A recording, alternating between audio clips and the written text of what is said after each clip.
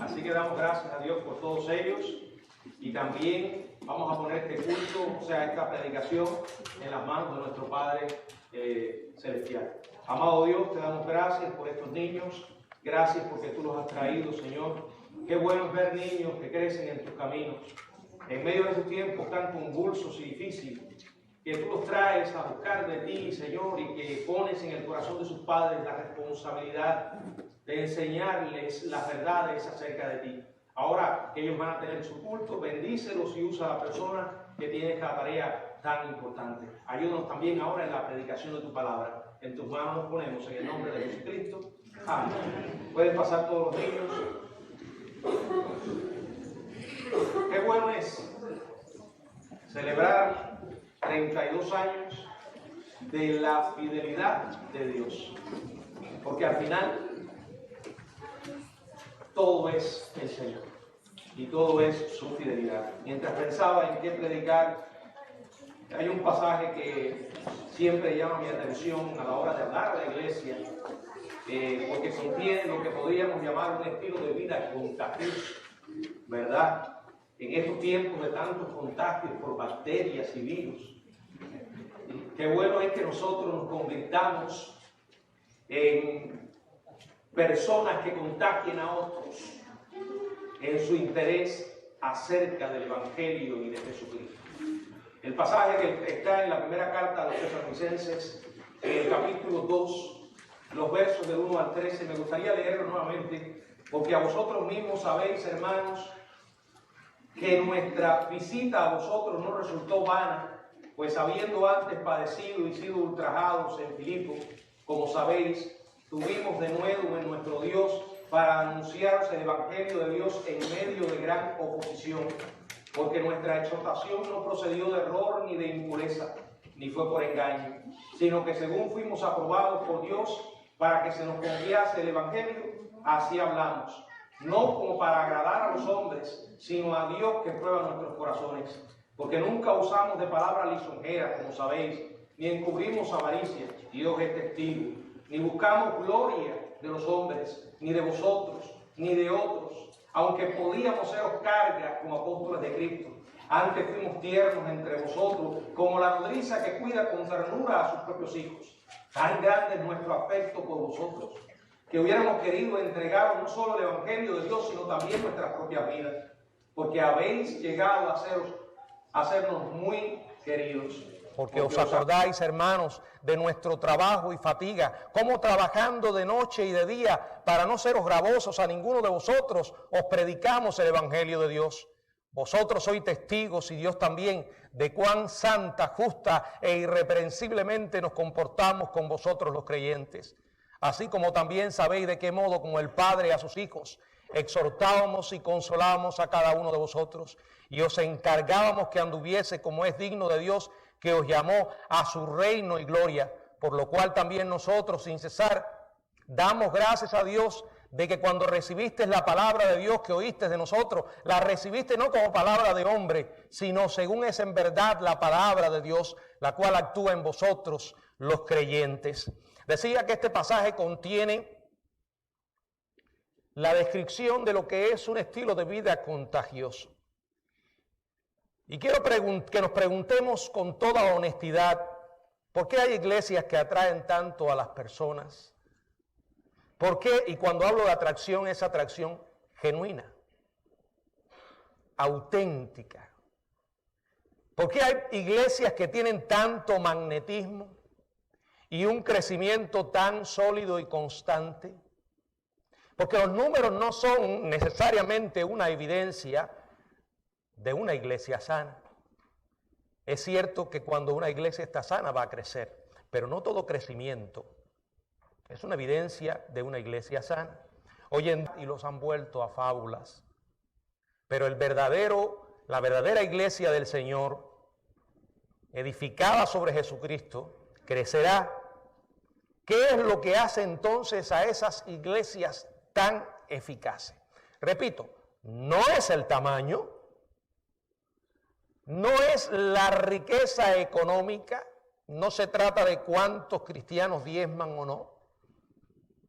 Tampoco es el estilo de adoración, aunque dolorosamente para muchos, esto se ha convertido en el patrón que los guíe acerca de buscar una iglesia.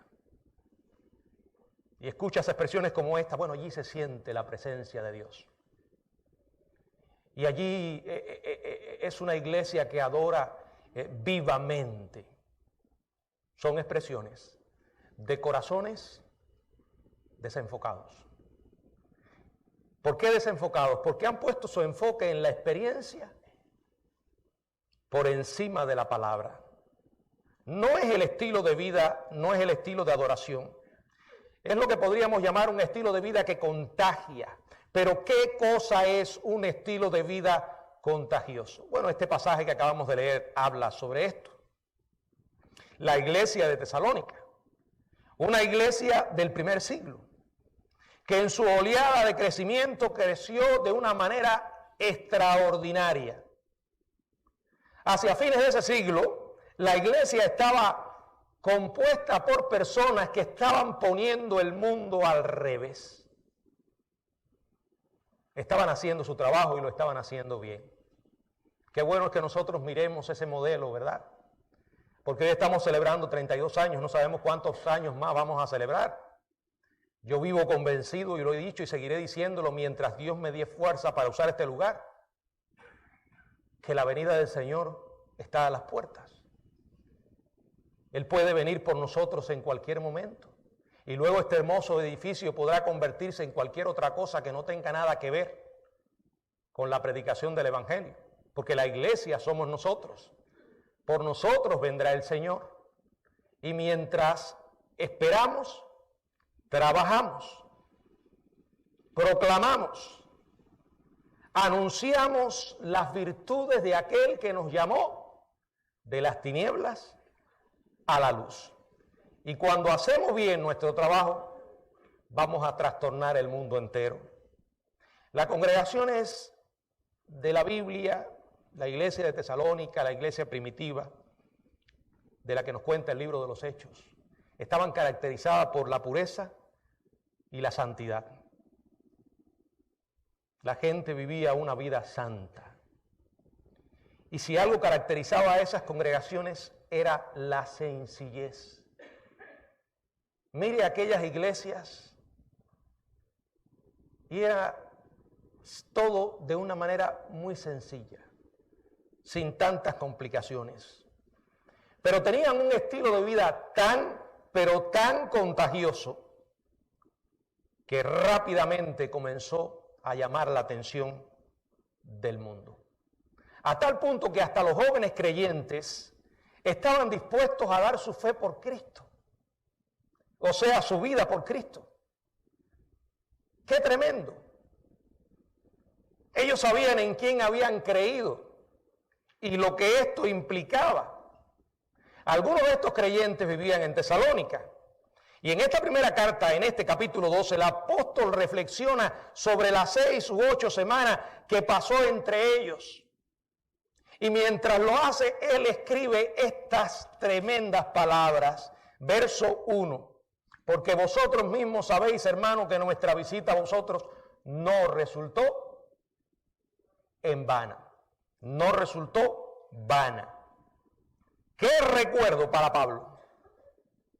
La palabra vano significa vacío, improductivo, hueco, carente de propósito. Ninguna de estas cosas significó la visita de Pablo a esa iglesia. Él dice, nuestra visita a vosotros no resultó vacía, improductiva, hueca, carente de propósito. No resultó vana. Ahora, ¿significa que fue una visita fácil? No. Por el contrario, verso 2. Pues habiendo antes padecido y sido ultrajados en Filipo, como sabéis, tuvimos de nuevo en nuestro Dios para anunciaros el Evangelio de Dios en medio de gran oposición. Sin duda fueron tiempos duros. Si realmente entendemos de qué se trata esto, conocer al Señor y vivir para Él, vamos a enfrentar tiempos duros. Vamos a encontrarnos en medio de gran oposición. De hecho, la oposición existe. Y si decidimos vivir para Cristo, proclamar su mensaje, nos encontraremos en medio de gran persecución. Porque cada día más este mundo se aleja de Dios, de sus valores, de las enseñanzas gloriosas que aparecen en la palabra, y siguen sus propios instintos, sus propios deseos carnales, siguen su propio corazón perverso y maligno, como tal una generación adúltera y perversa. Y esto hará que la gente rechace a Dios. Y esto hará que la gente rechace a todos aquellos que creen en Él y que decidan vivir para Él. Todos los días nos encontramos una y otra vez la sociedad ofendiendo a Dios, yendo en contra de lo que Dios claramente llama pecado y diciendo que le ofende. Aquellos fueron tiempos difíciles, también estos son tiempos duros. Pero en este pasaje podemos encontrar esas características de un estilo de vida contagioso. Y qué bueno es que las meditemos y las emulemos. Descubramos algunas de ellas que aparecen aquí en esta iglesia con cristianos con un estilo de vida contagioso. Ya lo había dicho en el verso 2, pues habiendo padecido y sido ultrajados en Filipos, como sabéis, tuvimos de nuevo en nuestro Dios para anunciaros el evangelio de Dios en medio de gran persecución. Pero observen ese verso. Pablo fue a ellos ¿con qué? ¿Para qué tenía de nuevo? Para anunciar el evangelio de Dios, sin importar las circunstancias. El contenido del mensaje de Pablo no era un masaje religioso, no era terapia motivacional, no era lo que hoy llaman el evangelio de la prosperidad, no eran discursos psicológicos cargados de pensamiento positivo. Él fue a ellos con el evangelio de Dios, porque lo que ellos necesitaban y el mundo necesita es el evangelio de Dios. Nuevamente en el verso 4, sino que fuimos aprobados por Dios para que se nos confiase el evangelio. Así hablamos, no como para agradar a los hombres, sino a Dios que prueba los corazones. Seguimos mirando el verso 8, tan grande es nuestro afecto por vosotros que hubiéramos querido entregar no solo el evangelio de Dios, habían entregado el evangelio de Dios. Luego lo repite en el verso 9. Porque os acordáis, hermanos, de nuestro trabajo y fatiga, cómo trabajamos de noche y de día, para no seros gravosos a ninguno de vosotros. Os predicamos el evangelio de Dios. Verso 13, por lo cual también nosotros sin cesar damos gracias a Dios de que cuando recibiste la palabra de Dios que oísteis de nosotros. Una y otra vez cuando él piensa en esta iglesia, está mencionando el mensaje que les llegó, que les había predicado, porque eso era lo que necesitaba la iglesia y el mundo. Les estoy hablando lo que registra la Biblia, no es algo que yo he inventado, no es una estrategia de crecimiento creada por estudiosos de crecimiento de la iglesia que tienen ideas y muchas ideas. No, hay que ir a la fuente. Él les llevó la palabra, Él les llevó el evangelio. Y aquí yo encuentro la primera característica de lo que es una iglesia con un estilo de vida contagioso. Es aquella que tiene contenido bíblico. Es aquella que ha sido edificada sobre la roca inconmovible de los siglos, se alimenta y se sostiene por la palabra del Dios vivo. Todo lo demás que se hace en una iglesia es secundario. Si usted hubiera ido a aquella congregación del primer siglo, a la antigua Tesalónica, ¿qué habría escuchado? Horas y horas de canto. La gente con su baileteo en el templo, cayéndose con convulsiones, corriendo como locos, repitiendo hasta la saciedad frases y frases vacías, más parecido a aquella turba que estaba ante Baal, que gritaba y gritaba y Baal no respondía.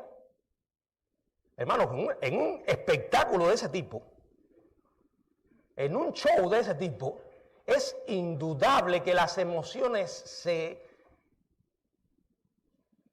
exploten, se exacerben. Si usted hubiera ido a la iglesia de Tesalónica, lo que habría escuchado allí era una proclamación clara y constante de la palabra de Dios. Ah, pastor, pero a la gente no le interesa la Biblia. Bueno, pero la iglesia es para los que les interesa la Biblia. Para los que quieren escuchar no lo que dice el pastor, sino lo que Dios tiene que decirles a ellos. Fíjense cuán purificador era el mensaje, hermanos. Dice el verso 3. Porque nuestra exhortación no procedió de error ni de impureza, ni fue por engaño. Sin lugar a dudas, una exhortación no caerá en error si verdaderamente está basada en la Biblia. Dice, nuestra exhortación no procedió de impureza. La palabra de Dios purifica los motivos y las palabras. La palabra de Dios arranca del corazón la hipocresía. Verso 4. Sino que según fuimos aprobados por Dios, para que se nos confiase el Evangelio, así hablamos. No como para agradar a los hombres, sino a Dios que prueba los corazones. Vivo convencido que mientras más nosotros usemos las Escrituras, menos nos preocuparemos por agradar a la gente. Más será nuestro temor a Dios. Hermano, usted no puede leer la Biblia y creerla y vivir sin temor a Dios. Claro, es un temor reverencial. Es respeto, pero es también el reconocimiento de quién es Él y de lo que es capaz de hacer. Y cuando digo leer la Biblia es leerla toda, desde Génesis hasta el Apocalipsis.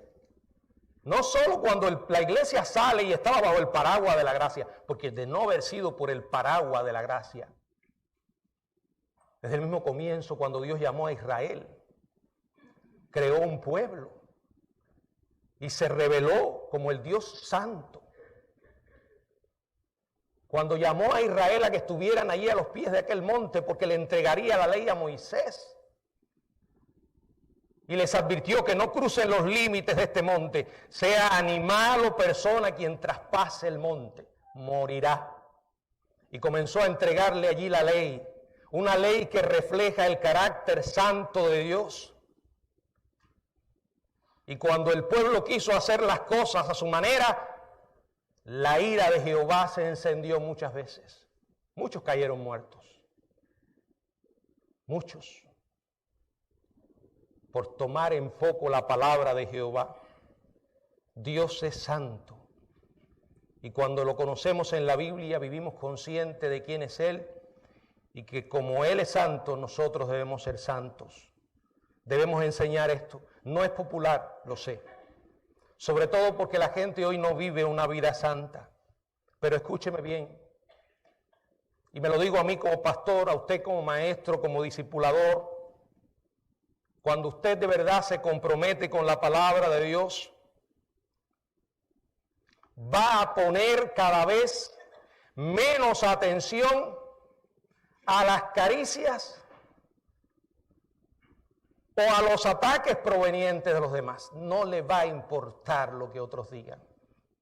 Simplemente se asegurará de que está entregando la palabra con fidelidad. Billy Graham es un hombre que Dios usó para ganar tantas vidas. Ese hombre que proclamaba con una sencillez asombrosa el evangelio de la cruz.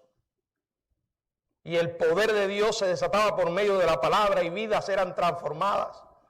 Una y otra vez en sus mensajes solía decir, la Biblia dice.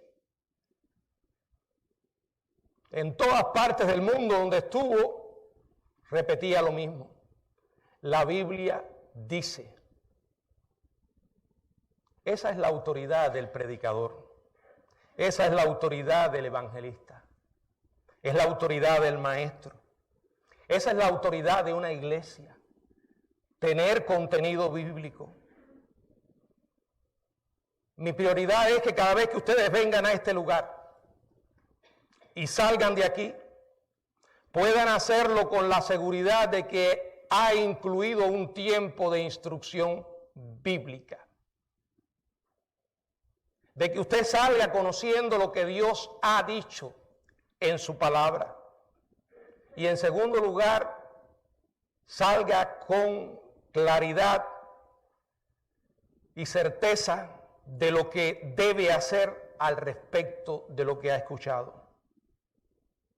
Una iglesia con un estilo de vida contagioso es una iglesia con un contenido bíblico. Eso es lo primero. ¿Qué prioridad le damos a eso en nuestras vidas? ¿De verdad crees que Dios ha hablado a través de la Biblia y vas a ella a beber como fuente de agua viva? Si no es ese tu caso, vas a vivir y vas a llevar a tu familia en esa dirección equivocada, buscando cosas secundarias que en definitiva no llenan la vida de los creyentes. En segundo lugar, una congregación con un estilo de vida contagioso es auténtica en su naturaleza. En un mundo de tanta hipocresía, de tanto engaño, de tanta falsedad, la autenticidad no puede ser ignorada. Y Dios espera que seamos genuinos. Dice el verso 5, porque nunca usamos de palabras lisonjeras. Como sabéis, ni encubrimos avaricia, Dios es testigo. ¿Por qué podía decir Pablo eso? Dice, ni buscamos gloria de hombres, no le importaba la gloria de los hombres, ni de vosotros, ni de otros, aunque podíamos seros cargas como apóstoles de Cristo. Es claro que el énfasis pasa del mensaje en los versos del 1 al 4 al mensajero en los versos que acabamos de leer 5 y 6. Lo que en realidad Pablo estaba diciendo era, mi presencia fue auténtica. No llegué halagando a todo el mundo con adulaciones. No tenía un plan oculto de codicia material. Ciertamente no busqué recibir la gloria de parte de la congregación que estaba sirviendo. Tampoco me valí de mi posición privilegiada como apóstol de Cristo. Estas son palabras auténticas, hermanos, del corazón de un verdadero siervo. Y escuche bien, cuando usted es una persona genuina, los demás lo van a percibir. De igual que cuando usted es una persona con motivos escondidos, con hipocresía, también la gente lo va a percibir. Pablo lo escribió posteriormente a los cristianos de Corintio, en la primera carta, en el capítulo 2, verso del 1 al 5, dice el apóstol, así que hermanos, cuando fui a vosotros a anunciaros el evangelio de Dios, no fui con excelencia de palabra o de sabiduría, pues me propuse no saber entre vosotros cosa alguna, sino a Jesucristo y a este crucificado. Y estuve entre vosotros con debilidad y mucho temblor y temor. Y ni mi palabra ni mi predicación fue con palabras persuasivas de humana sabiduría, sino con demostración del Espíritu y de poder, para que vuestra fe no esté fundada en la sabiduría de los hombres, sino en el poder de Dios. Este hombre no era perfecto y tampoco intentaba esconderlo. Qué tremenda autenticidad. Él descansaba en la misericordia y el poder de Dios para con él. Ahora, si usted se está preguntando, bueno, pastor, ¿y qué cosa es una persona auténtica?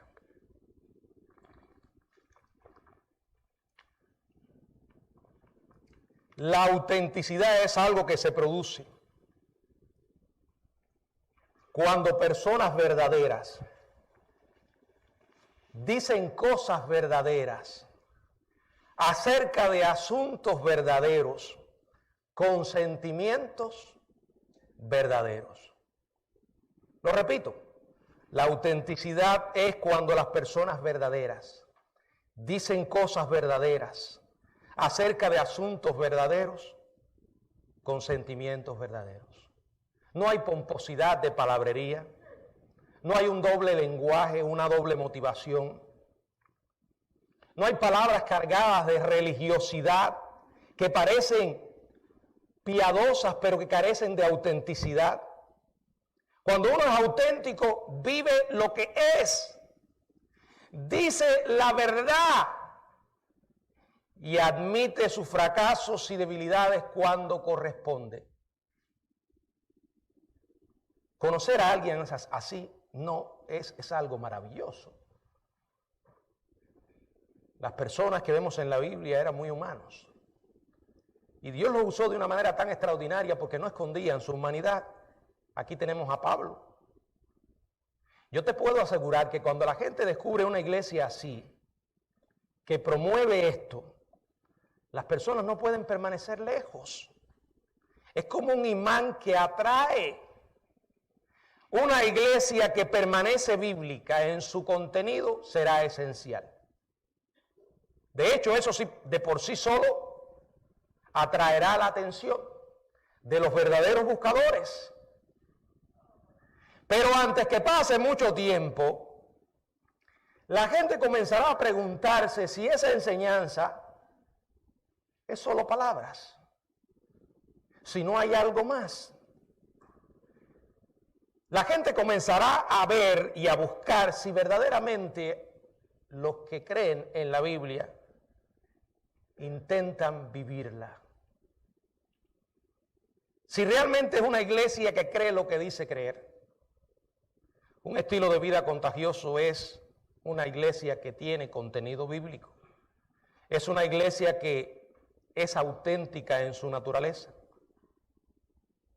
En tercer lugar, es una iglesia que demuestra gracia. Porque la gracia no es solo porque Dios nos la dio. Hay una dimensión horizontal.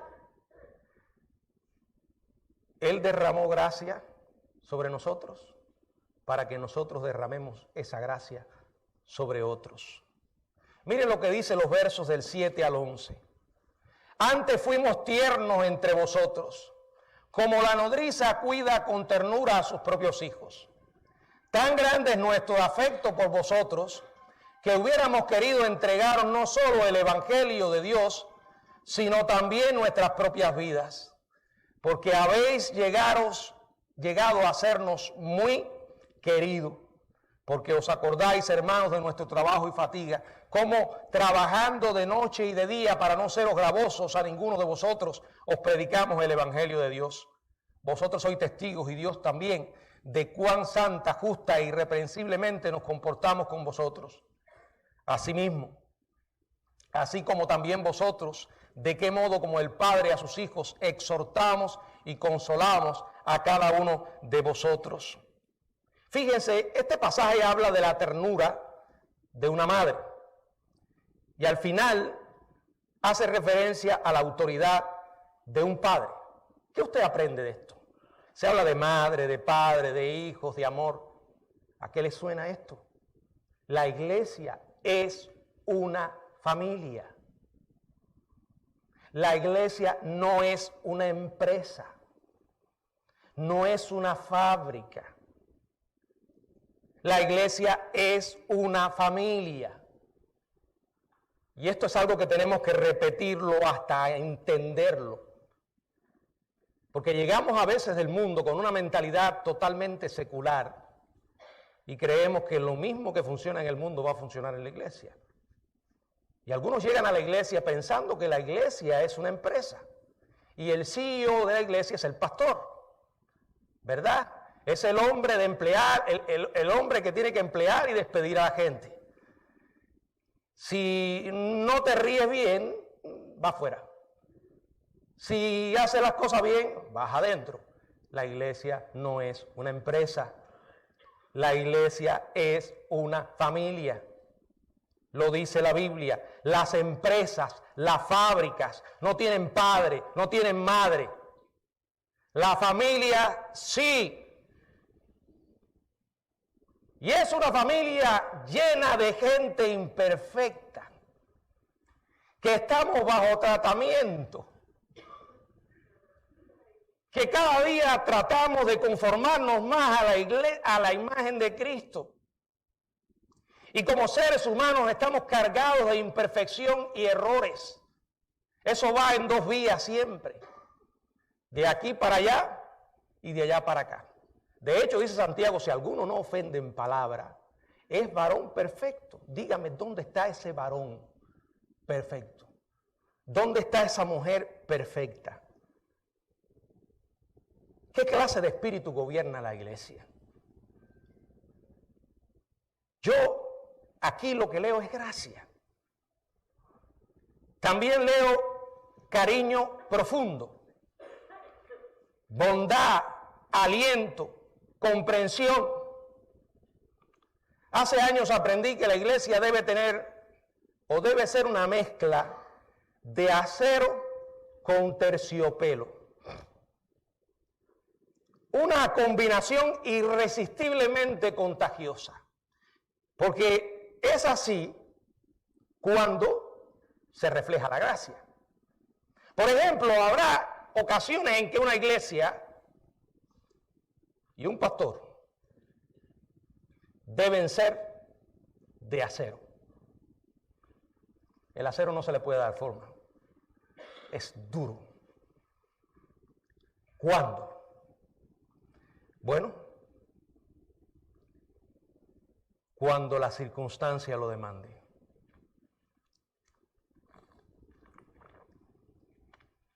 Y he aprendido con los años que hay muy pocas cosas que demandan que una iglesia y un pastor o líderes sean de acero. ¿Saben cuándo es? Cuando el evangelio está en juego. Cuando la palabra de Dios está siendo amenazada.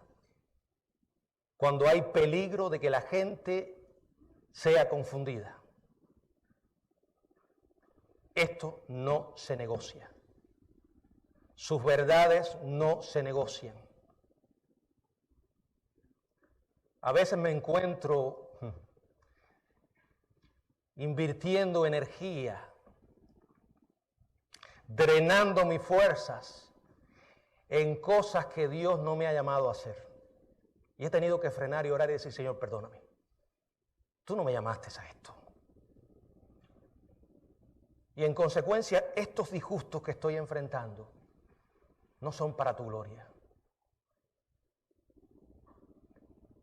Y estoy convencido que Dios me dice, prepárate para cuando tengas que ser de acero. Y la iglesia también. Pero hay otros momentos en que hay que ser de terciopelo. Y es como dije, cuando estamos hablando de cosas que no son esenciales. Mire, una iglesia que solo es acero, es rígida, calculadora y dura. Demasiado acero en su mensaje se va a convertir en un puño apretado, dispuesto a darle en la cabeza a cualquiera. Pero una iglesia que es solo terciopelo se vuelve blanda, demasiado tolerante. Un lugar donde se acepta todo y donde no hay absolutamente ninguna convicción. Puro merengue, como he dicho otras veces. Demasiado almíbar y el almíbar repugna. Necesitamos una mezcla de terciopelo para que exista autenticidad y una mezcla de terciopelo y de acero. Voy a decírselo en términos bíblicos. una mezcla de verdad con amor. Las dos cosas deben estar balanceadas. Porque la verdad sin amor, como dije, se convierte en un puño apretado, cerrado, lleno de ira. Amor sin verdad, repito, demasiado blando. La palabra es equilibrio, equilibrio. Nos hace falta tanto el acero como el terciopelo para que exista autenticidad, gracia, verdad, amor. Qué importante es una iglesia que mantenga el equilibrio y que nunca olvide lo más importante. Una iglesia con un estilo de vida contagioso es una iglesia con un contenido bíblico, es auténtica en su naturaleza. Es una iglesia que demuestra gracia, verdad y amor, acero y terciopelo. Y en cuarto lugar, es una iglesia que tiene un enfoque actualizado. Verso 12 y 13. Y os encargábamos que anduvieseis como es digno de Dios, que os llamó a su reino y gloria. Por lo cual también nosotros sin cesar damos gracias a Dios de que cuando recibiste la palabra que oísteis de nosotros, la recibiste como palabra no como palabra de hombre, sino según es en verdad palabra de Dios, la cual actúa en vosotros los creyentes. Observen el énfasis del verso 13. La palabra estaba actuando en ellos. A mí no me importa, hermanos, que la Biblia sea un libro antiguo. Sí es un libro antiguo. Pero sus principios son atemporales. Su verdad es aplicable para nosotros hoy. No importa de lo que se trate, si usted se toma el tiempo para escarbar las verdades que Dios ha revelado, encontrará lo que dice al respecto. Sin embargo, muchas iglesias proveen las buenas nuevas para el hombre del siglo I. Muchas de las cosas que hoy nosotros enfrentamos, ellos no las enfrentaban, hermanos. No, ellos no se enfrentaban a la ideología de género. No se enfrentaban al globalismo, no se enfrentaban a toda esta locura de los medios, donde la gente es envenenada con ideologías y pensamientos anticristianos. No, eso no eran problemas para ellos. Sin embargo, los principios que a ellos les sirvieron también sirven para nosotros. Necesitamos las buenas nuevas para el hombre de hoy. Fíjense que dije un enfoque actualizado, no un mensaje. El mensaje no cambia, pero su aplicación, su enfoque. Los miembros de una congregación necesitan la seguridad de que la Biblia toca el corazón de las necesidades de hoy. Por eso me sentí motivado a preparar esta serie, intentando que abarcara algunos de los temas que hoy nos producen dolor de cabeza. Por eso los llamé desafíos, porque los miembros de una congregación necesitan la seguridad de que la Biblia es para hoy. Acuérdese, hay tantas cosas que nos arrastran a que nuestro tiempo a Dios sea robado. No importa lo antiguo que sea este libro, es el mismo mensaje para hoy. Bebamos de su fuente. Escuche, nosotros no hacemos que la Biblia sea pertinente. Ella es pertinente. Nuestra tarea es señalar lo pertinente que es en realidad la Biblia. Y yo me gozo todos los días en descubrir más y más su pertinencia, en descubrir cómo Dios dejó un mensaje tan antiguo. Hermano, eso solo lo puede hacer Dios, que nos hable tan, pero tan directamente a nosotros hoy. Cuando alguien te pregunte qué clase de iglesia es la tuya, ¿qué le vas a decir? ¿Bautista, presbiteriana, metodista? ¿Qué le vas a decir? Les voy a dar una excelente respuesta. Somos una iglesia que es bíblica en su contenido, auténtica en su naturaleza, bondadosa en su actitud y actualizada en su enfoque. Ese es nuestro estilo y la verdad es que usted lo encontrará contagioso. ¿Qué podemos esperar cuando una iglesia toma esto como un modelo y decide vivirlo? Podemos esperar tres cosas. Primero, de Dios podemos esperar que Él honre nuestros esfuerzos a pesar de nuestras debilidades. Segundo, de nosotros mismos podemos esperar que demos el ejemplo de lo que significa ser semejante a Cristo, como eran los cristianos del primer siglo. Ser fieles a Cristo en este siglo que Dios nos ha puesto. Tercero, de los demás, ¿qué podemos esperar? Que ellos sean parte de la comunión cristiana a pesar de las dificultades. Creo que para que nuestras congregaciones tengan este estilo debemos primero tener más énfasis en el contenido que en las cosas exteriores. Lo exterior no es más que el resultado de un deterioro interno. No hagamos lo que hace el mundo, que corre detrás de lo exterior, olvidando que el problema es adentro. Segundo, darle más importancia a la profundidad en nuestro conocimiento que al tamaño de la iglesia. Y preguntarnos cuánto estoy creciendo con lo que conozco. Tercero, tener más interés en glorificar a Cristo que a nosotros mismos. No te creas cuando el diablo venga y te dé una palmadita en la espalda. Oye, qué predicador y qué maestro eres. Eres el mejor. Ese es el diablo. El diablo. Yo aprendí desde hace mucho tiempo que cuando me paro a saludar a los hermanos, por cierto, yo no estoy desalentándole, si usted vaya, el mensaje le edificó y lo quiere decir, pero estoy consciente que cuando se forma una fila y la gente viene a saludar, dentro de esa fila viene el diablo y me dice, te la comiste, o acabaste. Terrible. No podemos creer a lo que diga Satanás. Tener más conciencia de que la iglesia está hecha de seres humanos con un alma eterna y no de edificios de hormigón armado. La iglesia, repito, no es una empresa. A la iglesia la gobiernan principios espirituales. Tener más interacción con los no creyentes que están fuera, en vez de solo traerlos para que oigan de Cristo. Tener más autenticidad y menos hipocresía. No importa que la gente te juzgue. Al final el que te va a juzgar es el Señor. Tener más relaciones significativas y menos reuniones largas. Bueno, hoy es la excepción.